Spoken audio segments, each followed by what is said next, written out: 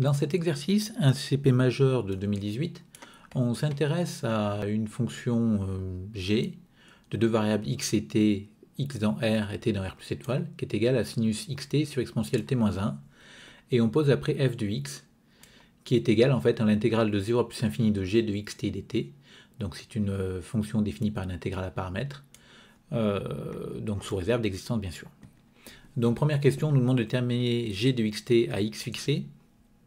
Alors bien sûr ici on a très envie de faire un équivalent, donc de faire cet équivalent là, sinus xt est équivalent à xt, exponentielle t-1 en 0,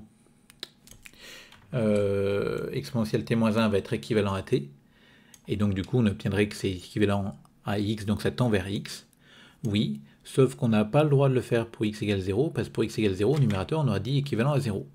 Donc on est obligé de différencier les cas, si x différent de 0, on peut faire notre équivalent, on obtient notre limite.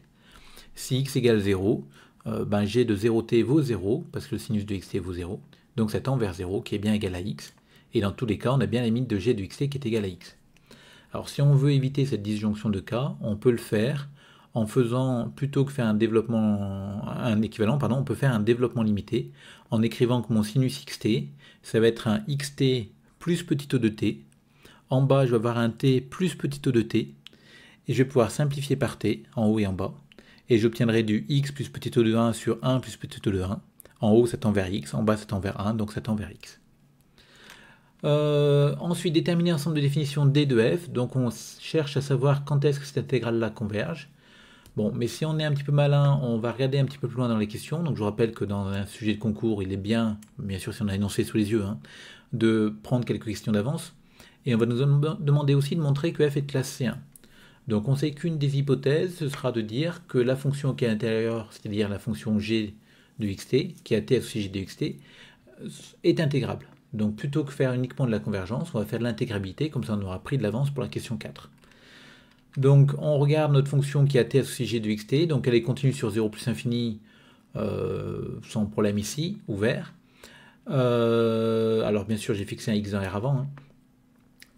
Après, on a vu, la question précédente nous dit que la fonction est prolongeable par continuité en 0. Attention, c'est une fonction en t. Donc comme elle est prolongeable par continuité en 0, elle va devenir intégrable sur 0, 1, parce qu'elle est continue sur 0, 1, ouvert en 0, fermé en 1, et prolongeable par continuité en 0. En plus, si on regarde pour t plus grand que 0, notre g de xt, il est égal ici, de inférieur, on n'a rien à faire là, à sinus xt sur exponentielle t-1. Ce sinus xt, il est borné, donc c'est un grand O de 1 sur exponentielle t-1. Le exponentielle t-1, je le rentre à l'intérieur du grand O. En bas, ce exponentielle t-1, il va être équivalent à exponentielle t en plus infini, donc c'est un grand O de 1 sur exponentielle t. Et donc finalement, c'est un grand O d'exponentielle moins t. Alors si on veut, on peut aussi le faire en montrant que g de xt, c'est un petit O de 1 sur t2. Ça marche aussi. Donc en tout cas, cette fonction qui a t associée exponentielle moins t, elle est intégrable sur 1 plus infini.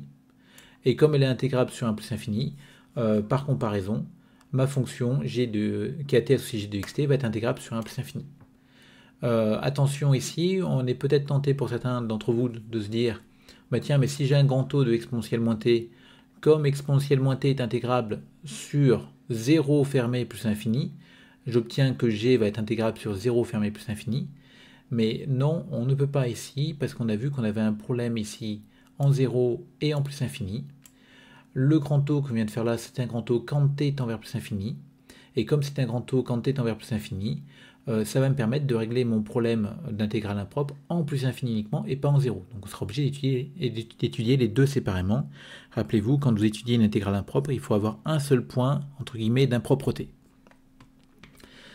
Donc du coup, ma fonction qui a t associée de xt, elle est intégrable sur 0 plus infini pour tout x dans R. Et donc en particulier, f de x va exister, c'est-à-dire l'intégrale va converger. Donc mon ensemble de définition, c'est R tout entier.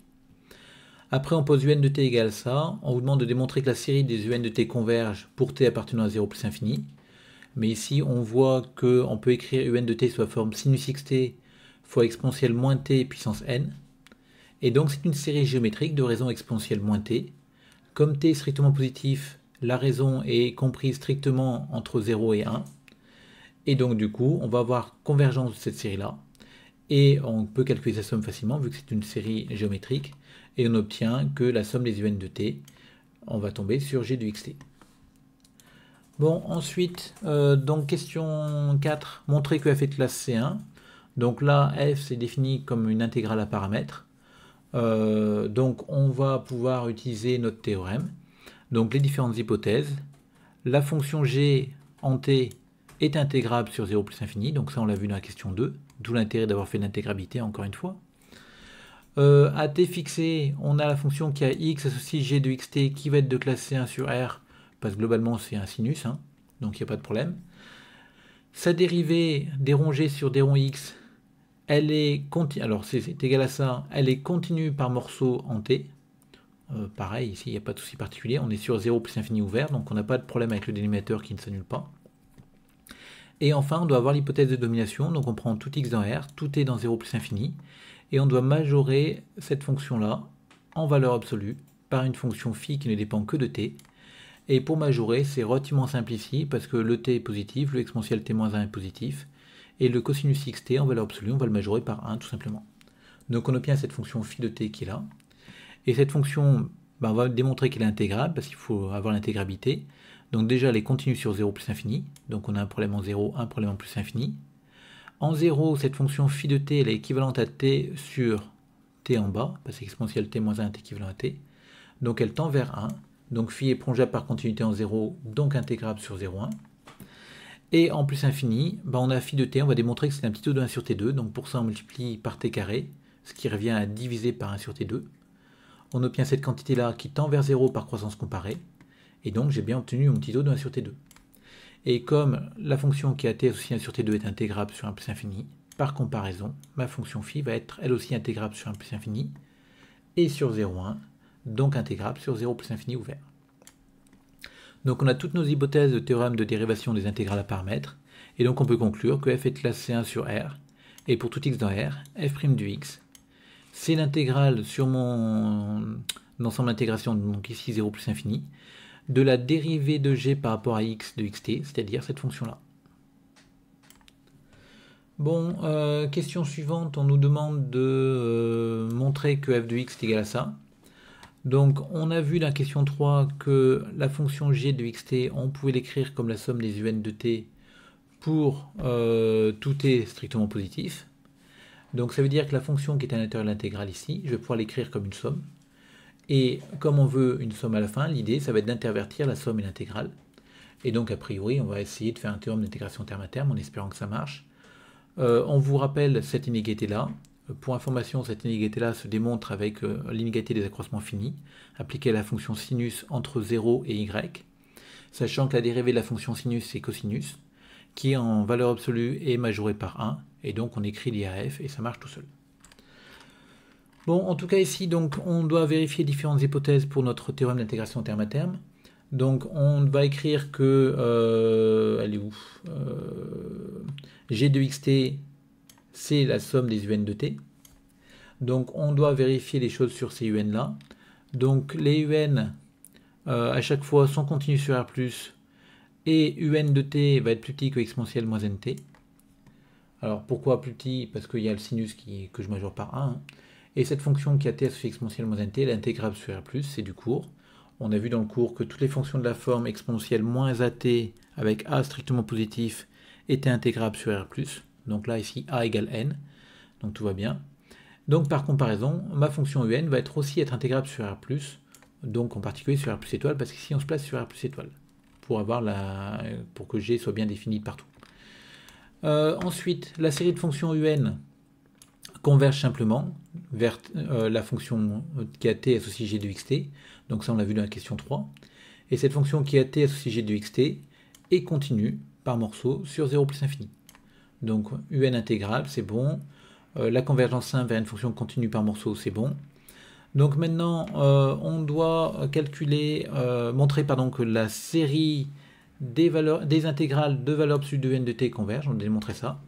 Donc pour ça, on va commencer par regarder un petit peu ce que pourrait être cette quantité. Donc on regarde notre un de t, c'est ceci. Et on va utiliser la majoration donnée dans l'énoncé qui nous dit que ceci, en valeur absolue, c'est plus petit que valeur absolue de xt, ou encore valeur absolue de x fois t, vu que t est positif. Donc on a ça, ok. Donc, par positivité d'intégrale, je vais avoir que l'intégrale de un de t dt est plus petite que cette intégrale-là. Donc, il va falloir que je la calcule. Donc là, j'ai calculé avant. Donc, pour calculer cette intégrale-là, le x est une constante, donc on va l'ignorer pendant un moment, enfin, pour le calcul. Et donc, on doit calculer l'intégrale de t exponentielle moins nt. Et ces intégrales de cette forme-là, on sait qu'on les calcule en dérivant le t et en primitivant l'exponentielle. Donc, c'est les choix qu'on fait ici. On vérifie que nos fonctions sont bien de classe C1 sur R+.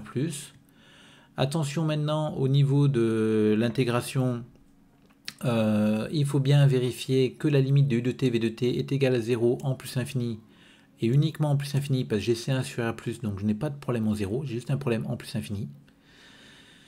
Et du coup, maintenant je dois vérifier qu'il y a au moins des deux intégrales qui convergent, mais il y en a une qui converge parce qu'on le savait déjà, l'intégrale de un de t, l'intégrale de u' de t v de t, qui est l'intégrale de exponentielle moins nt sur n, globalement.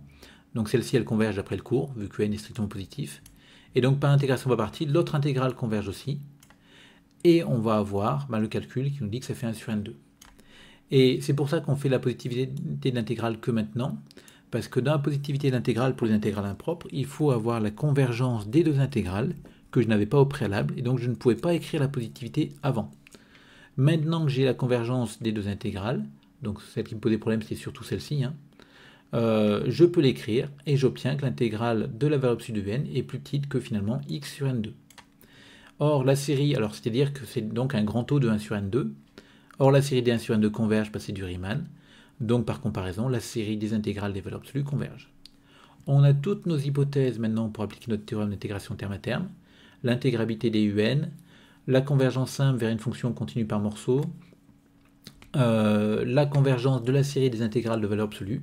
Donc on peut conclure, et on obtient que cette fonction-là, qui est la somme des un, est intégrable sur 0 plus infini. Bon, ça c'est pas une nouveauté, on le savait d'avance, mais c'est toujours important de se rappeler qu'on a cette conclusion-là dans le théorème d'intégration terme à terme, des fois ça nous servira. Et en plus, f de x, qui est l'intégrale de gx de t, c'est-à-dire l'intégrale de la somme, c'est égal à la somme des intégrales. Alors maintenant, un dernier point à faire pour finir, il faut calculer l'intégrale de un de t, c'est-à-dire l'intégrale de un, c'est sinus xt exponentielle moins nt.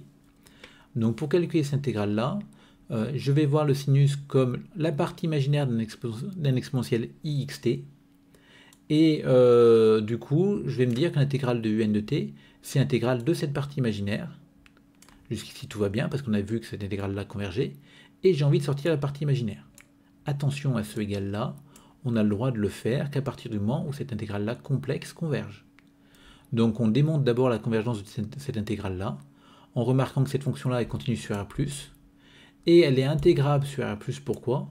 Parce que son module, c'est la fonction qui a t associée exponentielle moins nt, qui est une fonction intégrable. Donc du coup tout va bien, et celle-ci, on peut les calculer facilement, et on obtient, en isolant la partie imaginaire, x sur x2 plus n2. Et donc finalement, on a bien obtenu que f de x, c'est la somme de cette intégrale-là, donc c'est la somme des x sur x2 plus n2. Toute cette partie-là est assez classique, donc il faut vraiment savoir faire cette question 5. Bon, enfin, question 6 et 7, donc montrer un encadrement ici sur la somme des x sur x2 plus n2. Donc là, c'est tout simplement une comparaison série intégrale qu'on fait à la main. Et du coup, on pose cette fonction-là, hx qui a y à ceci.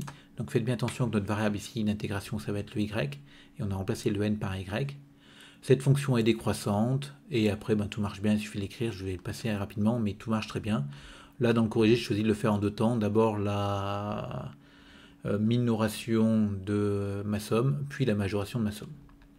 Bon, en tout cas, j'obtiens mon encadrement. Et finalement, pour conclure, il faut que je calcule l'intégrale de hx de y dy sur 1n plus 1 sur 0n. Donc ce que je fais, je le calcule sur AB, et je remplacerai mon A et mon B par les valeurs qu'on a prises ici.